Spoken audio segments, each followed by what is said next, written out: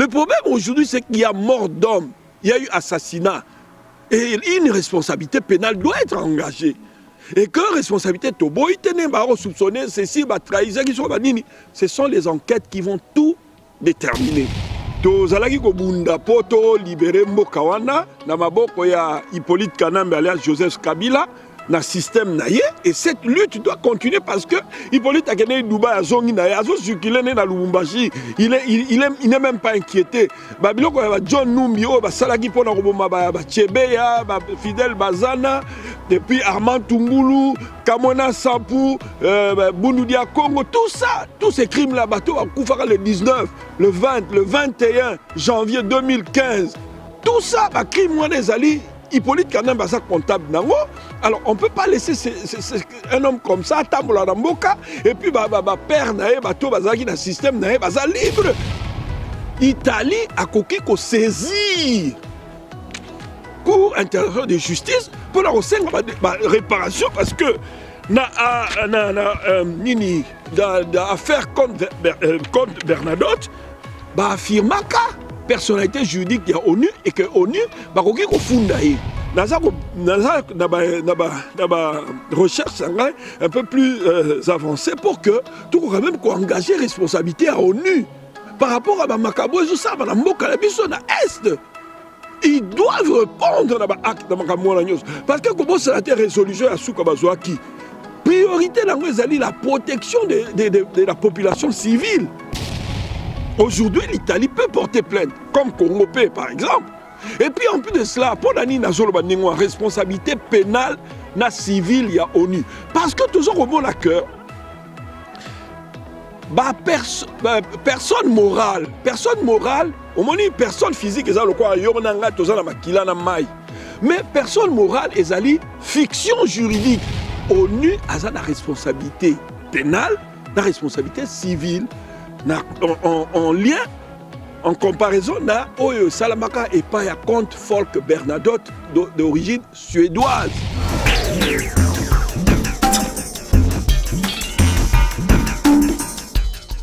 Maître Alongo, plaisir minga kukuta na olelo, mikolo ebele bandimi na biso tolo bandimi wana ecclesia te. Bande na biso ya basi to mibali ya Congo Sport News, mikolo ebele ba moni Maître Alongo te, ba kotuna me akenda wapi? Est-ce que basomba ete kote kuna na ngambo? Est-ce que katisa te? Bon voilà, Maître Alongo ye na kobeta na ba commentaire belete, mais tozongeli likambo très important o ezako koya ki na mboka kala mingi te tomonaki ambassadeur ya Italie akufa ki na mboka. Voilà, et ça li ba question moi belé bato babi mais est-ce que ezali bazo simbisa fachi touche? Est-ce que ezali kote kuna ngambo te mutu basali yango pona mais Maître Alongo aye lelo aye kopesa thèse mususu pona Maître Alongo alobi ezali ONU.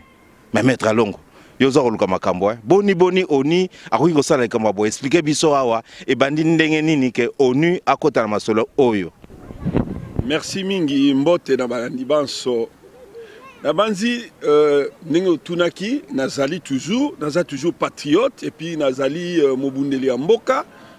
Je pense que batutu baebi que engagement nanga na combat c'était Kabila dégage. Kabila dégage ezali kaka Hippolyte Kanambe alias Joseph Kabila, il est mon côté personne physique, mais ezali système Mubimba, John Numbi, Tango Fort, Mende, Bochab, tout ce monde-là, il faut bango système wana il fallait quoi ya po nyokoli peuple basali peuple mbeba mingi na kati ya mboka la biso. Alors batwana il faut répondre na makambo wana nyonso et puis système wana il fait quoi ya totalement. Ezate diembelaka tout ça oh union sacrée continue non. Il faut que batona tout bazala arrêter ba répondre à acte na bango parce que n'oublions pas que ba crime et salamaki na Congo. Ba crime wana les ont relevé na article 29. Oui, article 29, il y a statut à Rome, il y a un CPI. Et les crimes, on les a dit imprescriptibles. Donc, et koki oli misamate, qu'est-ce qu'il a kabou? Crime contre l'humanité, crime de génocide, et crime, crime de guerre, et autres. Donc, toi, il faut pas répondre à l'acte. Alors, système, moi, ils allaient comptable dans ma cambouébélé sur le plan pénal. Alors, Lelo, il y a répondre à la question de lobby dans ambassadeur, il y a Italie à Koufaki na Congo, Mais bato babetaki masasi c'était des êtres humains, des personnes physiques. Babeti masasi, babomie, mais nini ONU est la responsable. Alors nalinga a démontré en moment mouké que responsabilité ezali na ba étape ne toza kotala. Normalement soki muto abeti masasi nete bato wana babetaki masasi. Bango bazali ba responsable personnellement, pénalement, bah ça va responsable, il y a assassinat. La différence, c'est entre meurtre et assassinat. Assassinat, ils allaient moutou à se préparer, à se pointer quelque part. Ambassadeur Wana Luca Attanasio, ambassadeur il y a Italie na RDC, Azalaki Bongo assassiné le 22 février 2021. Ils allaient donc vers 10h15. Na côté à Niragongo kuna na territoire wana. Alors ils allaient na Nord Kivu et puis na Mboka la biso na Est, il y a République démocratique du Congo. Alors à kufaka na embuscade, batiraki na katia kotire wana ambassadeur akufaki Luca Attanasio, tous appellent Vitoro Azalaki garde du corps d'ailleurs, Yepé akufaki et puis tout ça la tête de la biso Azalaki chauffeur Mustapha Milambo akufaki. Donc, il y a Congolais. Alors, au moni, bateau batiraki masasi, baza na responsabilité pénale.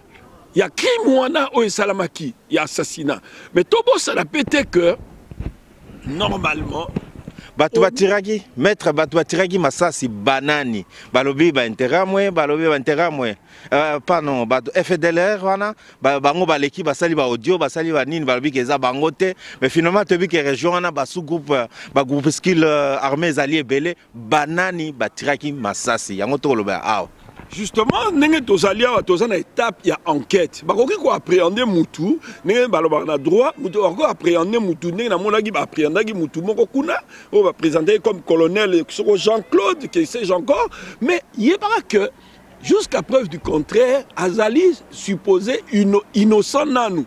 Il faut enquêter Kendeti, va redéfinir biloko wana nyos va retrouver un vrai auteur, il y a un coup de feu wana. Mais qu'à cela ne tienne, Nali a démontré que ONU, en tant qu'organisation internationale, ezali na responsabilité pénale, na responsabilité civile na likambouana.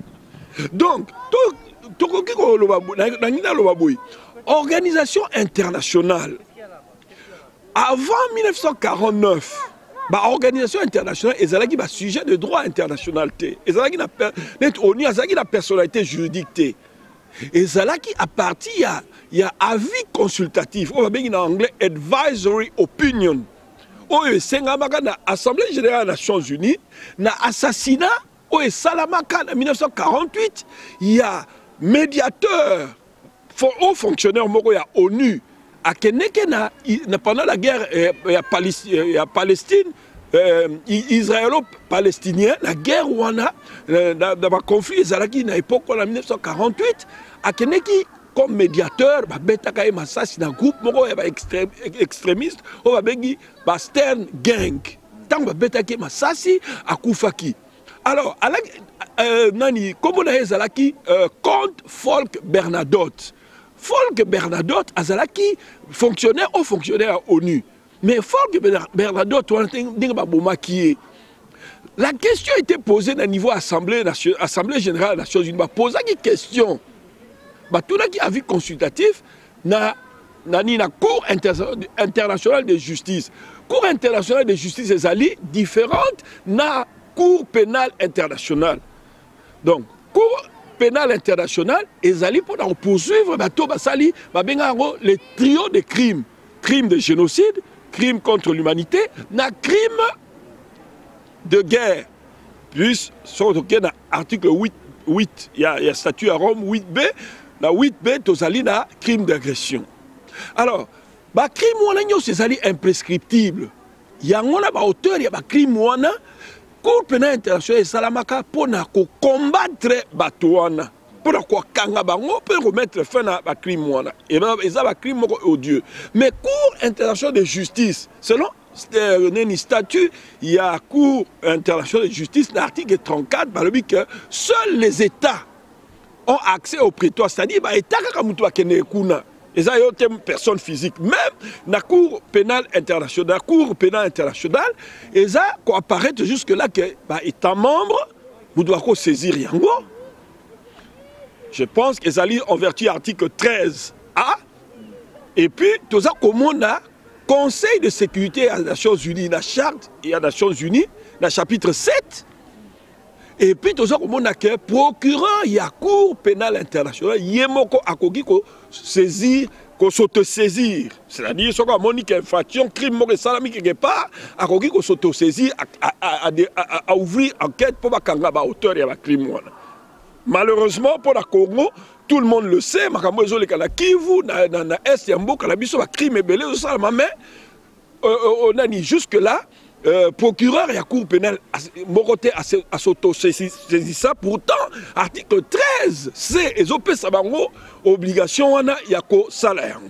Alors, si dans le compte Bernadotte, Azalara haut fonctionnaire ONU, Babomaka est en Israël en 1948. Et que le 11 avril 1949, dans l'Assemblée générale à Tunaka à vie, Azalaka originaire est à Suède. Mais seulement, comme la question a été posée dans la Cour internationale de justice, il fallait que le juge répondre.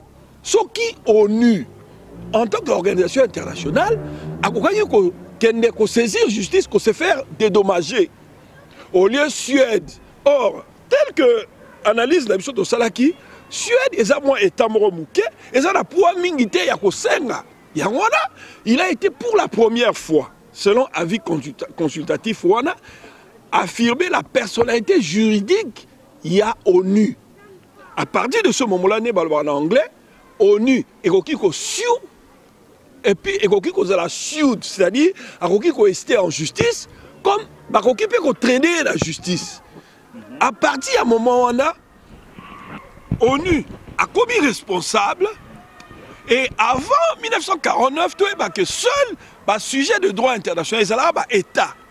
Mais si on a parti à vie consultatif, on a et l'accès que l'organisation internationale peut commis sujet de droit international, peut commis la personnalité juridique, au fond donc ça implique que ONU na situation où l'Union les na Congo, situation où les cas na Congo, où ils ont les sikoyo, na présence ya ONU na Congo, donc ONU a occupé les citoyens congolais ou l'État congolais et qui funda ONU. Nana funda ONU, l'État ou les citoyens. Bon, voilà, ça dépend si il y a accès à la justice. Normalement, sur au talibien article 34, il y a statut, il y a cour international de justice, et mais nous sommes, j'ai écrit un livre en disant ceci que quelque part, ils ont moins injustice. Pour Nanini, comment est-ce que crime n'est une cour pénale internationale? Cour pénale internationale est érigée pour combattre les crimes. Oh, les crimes, ce sont des personnes physiques. Ce ne sont pas les États, ce ne sont pas les organisations internationales. Et ça, mais pourquoi est-ce que non, pour saisir cours valablement, il faut État membre, État signer, puis ratifier. Qu'on signe, qu'on ratifie, c'est différent. Mais c'est à Rome, le 17 juillet 1998, qu'on a représenté l'État. Signé. Mais il faut aussi il y a une copie où on a Parlement est approuvé. Il y a une ratification. Alors, l'État va signer et ratifier, État membre. Il y a Cour pénale internationale. Donc, à part Bango, Conseil de sécurité des Nations Unies, il faut saisir Cour pénale internationale ou bien procureur. Il y a cour pénale, il y a s'auto-saisir. Mais moi, je trouvais que c'était injuste le Kouana. Parce que ma victime n'est pas ma famille. Il y a Batu, il y a Kivu. Les gens sont pas boumi Batu na bango. Famille, on y faut aller qualifier d'un État. Alors que l'État, on attend soit responsable à l'IO à Batu. Pour pas qu'on dépose plainte dans la cour pénale internationale, on a combien de livres dans la non, c'est pas normal. Il faut pas rectifier le Kouana. Vous savez, le droit évolue à partir de la réflexion à Batu. Donc, parmi les sources à droit, toujours on appelle doctrine. Les hommes des doctrines, les années, penseurs. au kanisi otali kamodon au proposer et changer peu droit évoluer comme la jurisprudence, c'est l'ensemble des arrêts et des jugements rendus par les cours et tribunaux. Alors si quoi pardon maître, alors on a kao et lobby à jurisprudence autant il kao et le cas qui a ou le gars qui n'a beaucoup lobby na Israël tout ça donc il y a jurisprudence. Alors na cannabiso actuellement écoleka neni na situation ya mort ya ambassadeur italien na mabele à Congo car tu utilises la jurisprudence na ou le cas qui na Israël concrètement écoleka neni d'abord possibilité zali monene ya Italie moko parce que comment ça la tête que Italie azali membre ya ONU donc Italie nenga azali wana aderaka aza membre ya ONU depuis voilà donc Italie azali membre ya ONU depuis le 14 décembre 1955. Alors, Congo est un membre de l'ONU depuis le 20 septembre 1960. Cela veut dire en d'autres termes que l'Italie a coquille qu'on saisit Cour internationale de justice pour la réparation parce que l'affaire contre Bernadotte, affirma que personnalité juridique de l'ONU et que l'ONU va fonder. Aujourd'hui, l'Italie peut porter plainte, comme Congo par exemple. Et puis en plus de cela, pour la responsabilité pénale na civile, il y a l'ONU. Parce que toujours au bon cœur, personne morale, au moins personne physique, mais personne morale, est fiction juridique. Créé par la loi. Une personne qui est créée par loi. Ils ont par entreprise, et ça le quoi, organisation, et ça création de l'homme.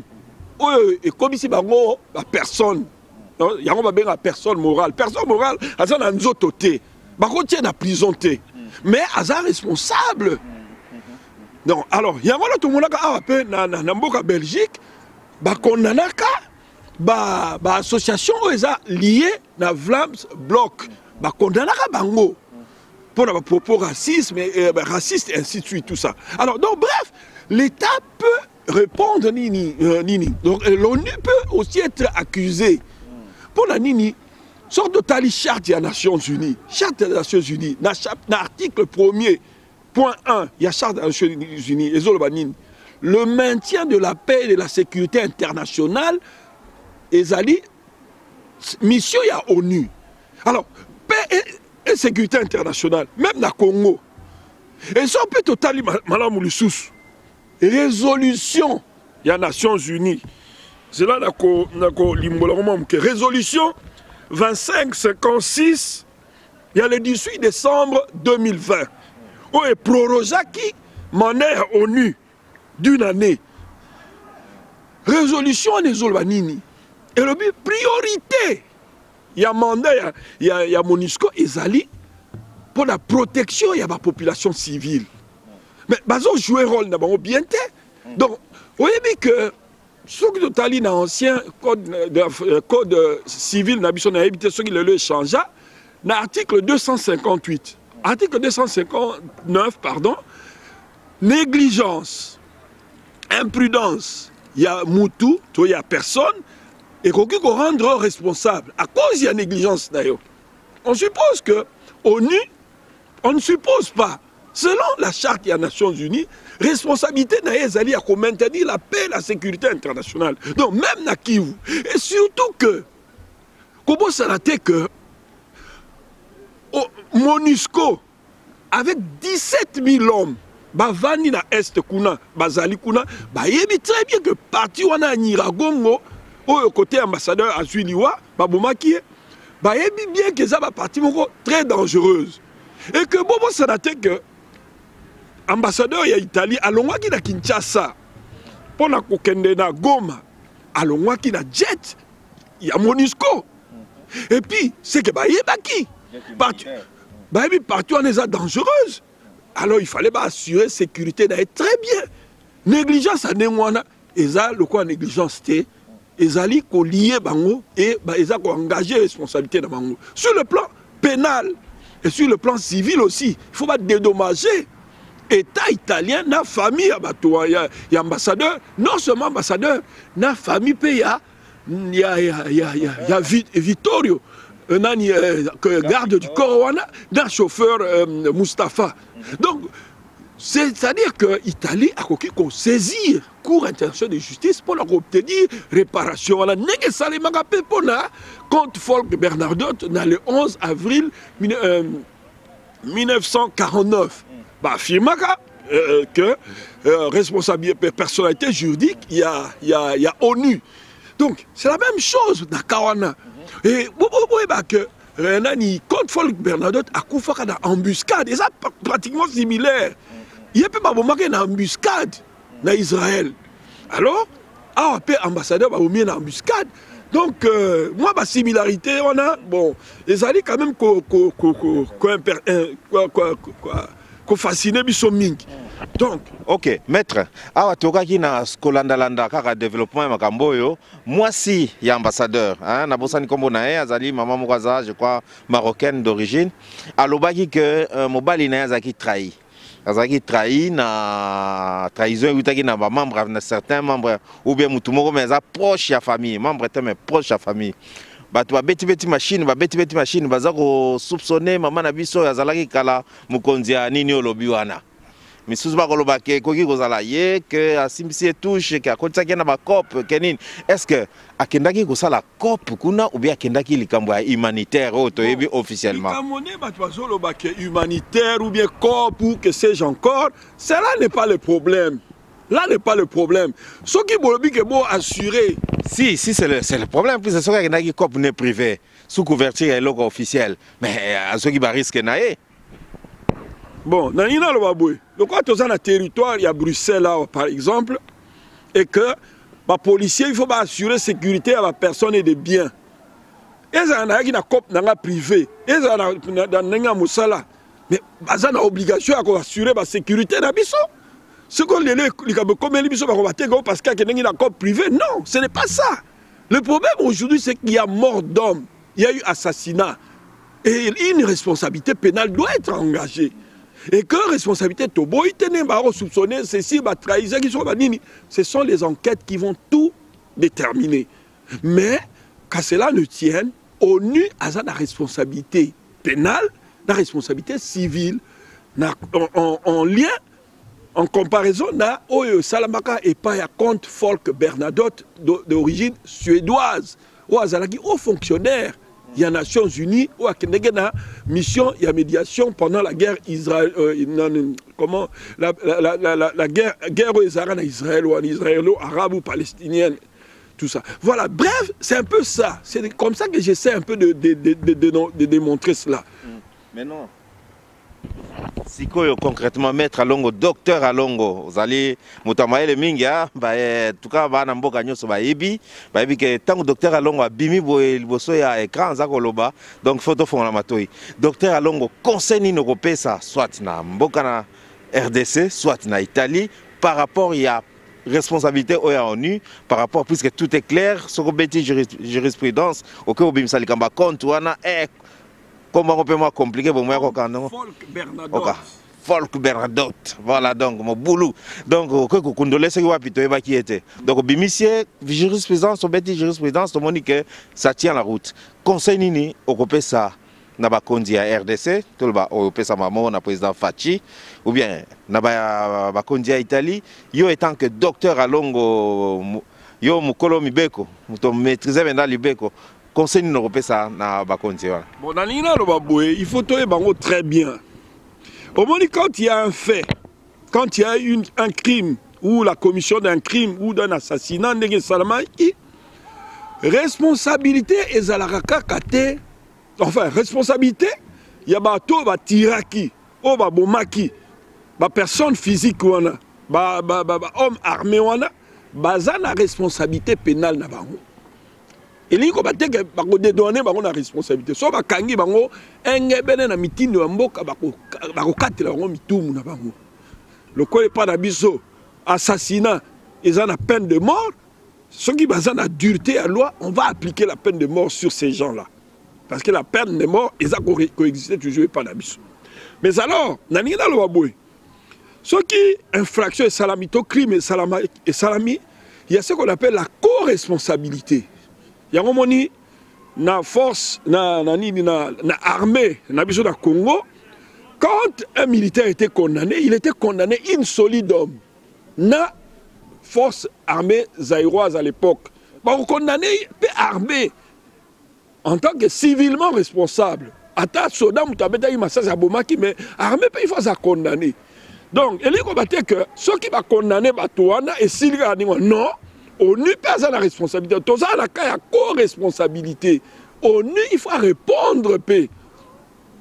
Et il combattait que ceux qui ont sali accident, va condamner ça ne suffit pas. Mais sur le plan civil, il y a une responsabilité civile où il faut répondre. Ah, en Belgique, dans un article 1382, on a engagé responsabilité civile là-haut. Dans le Code civil, livre 3, au Congo, à l'époque, c'est là qui article 258. Tout fait quelconque de l'homme qui cause dommage à autrui oblige lui par la faute duquel il est arrivé à le réparer. Alors, et ça, bon, ça dit ONU. À cause de la tenue responsable de l'Ikamouana, mais tu combattais parce que tu vas mettre qui sous Kakawa. Non. État n'abisso Congo P. Ils ont l'obligation de protéger la personne et les biens.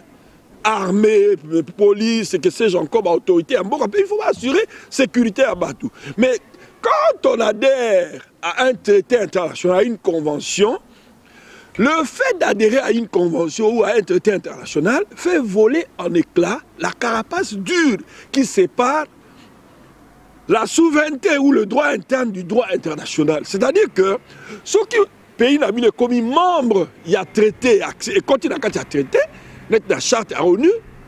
Donc, nous avons perdu la souveraineté d'Abisso. Nous avons bien que la troupe à l'ONU, la MONUSCO, qu'on va dans le Congo.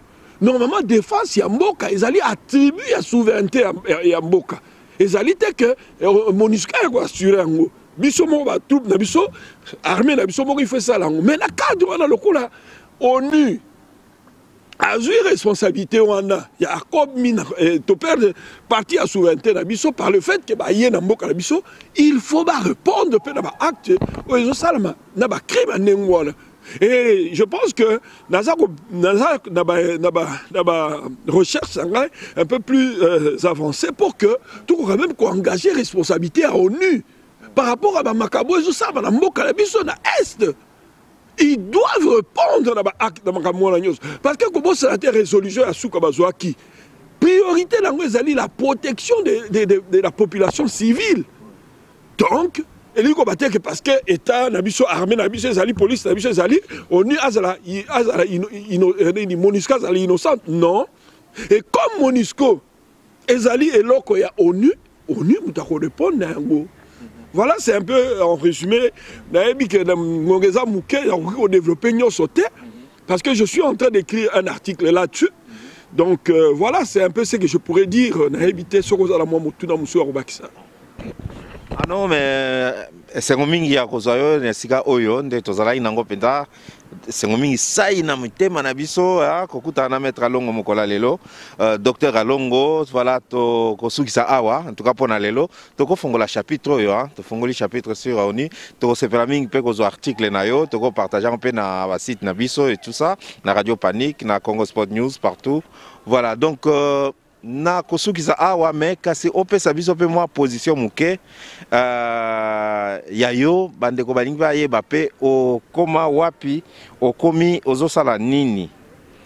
Bon nabanzi ndenge yo moko yebi tokutani na Bruxelles nazali toujours awa pona ngai la lutte doit continuer tozalaki kobunda poto libérer mboka wana na maboko ya Hippolyte Kanambe alias Joseph Kabila na système naïe et cette lutte doit continuer parce que Hippolyte a gagné Dubaï à Zongi naïe à circuler na Lubumbashi il n'est même pas inquiété babiloko ya John Numbi o ba salaki pona roboma ba Chebeya ba Fidel Bazana et puis Armand Tungulu Kamona Sampou Bundudia Congo tout ça tous ces crimes là bateau à Koufara le 19 le 20 le 21 janvier 2015 tout ça ba crime wana ezali Hippolyte Kana baza comptable nango. Alors on peut pas laisser un homme comme ça tambola na mboka et puis père na ye bato bazaki na système na ye baza libre. Non. Tant que Batouana Bazaka Namboka, notre lutte va continuer et nous devons, et Naza convaincu, parce que notre guerre, notre cause est juste, que Toko mettre Batouana hors d'état de nuire. Voilà, Nazali toujours, Nazali, et je suis toujours déterminé, Naza patriote, pour Naza toujours Mokalangai. Bon, ça ne sert à rien de monter surtout Batouana, Sokoloba, tout ça. Non, mais nous sommes là. Nous sommes toujours plus que déterminés et je suis toujours dans le combat. Et voilà, c'est un peu ça pour la libération totale et effective de notre pays. Voilà, merci. Merci beaucoup, Maître Longo. En tout cas, Totombelio, Makamomela Momingi, na Mikolo, Mela Momingi. Merci. Merci. Émission.